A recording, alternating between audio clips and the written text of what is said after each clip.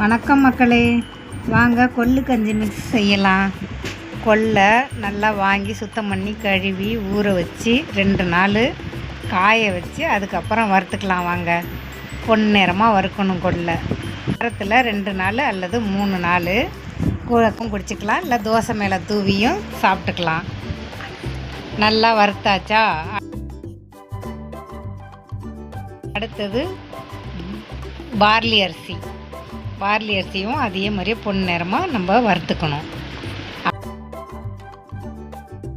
அடுத்தது பச்சை பயிரையும் அதே மாதிரியே வறுத்துக்கலாம். வாங்க, நல்லா செவக்க வறுத்து எடுத்துக்கணும்.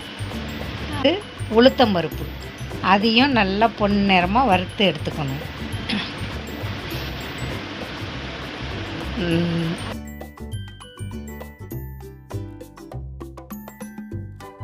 அடுத்தது பாருங்கள், கருப்பு கவுனி அரிசி.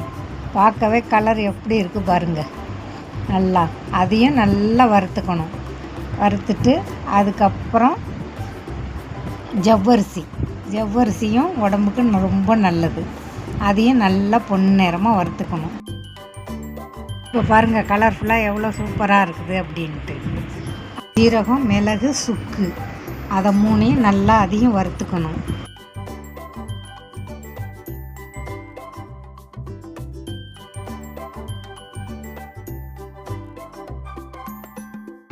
பாருங்கள் எப்படி கலர்ஃபுல்லாக சூப்பராக இருக்குன்ட்டு. எல்லாத்தையும் ஒன்றா கலந்து சொந்தமாக மிஷின் நாங்களே வச்சுருக்கோம், அதில் விட்டு அரைக்கலாம். வாங்க, கூப்பிட்றவங்க வாட்ஸ்அப்பில் மெசேஜ் பண்ணி வாங்கிக்கிங்க. கிலோ 250 ரூபா. மிஷினில் கொட்டியாச்சு, அரைப்போம். வாங்க, ரொம்ப நைஸாகவும் இல்லாமல் குறன்னு இல்லாமல் ரவா பதத்துக்கு அரைச்சிக்கிட்டோம்னா கஞ்சிக்கும் தோசை மேலே தூவுறதுக்கும் சூப்பராக இருக்கும். டேஸ்ட்டும் செம்மையாக இருக்கும், வாசம் அருமையாக இருக்கும். பாருங்கள் எப்படி இருக்குன்ட்டு.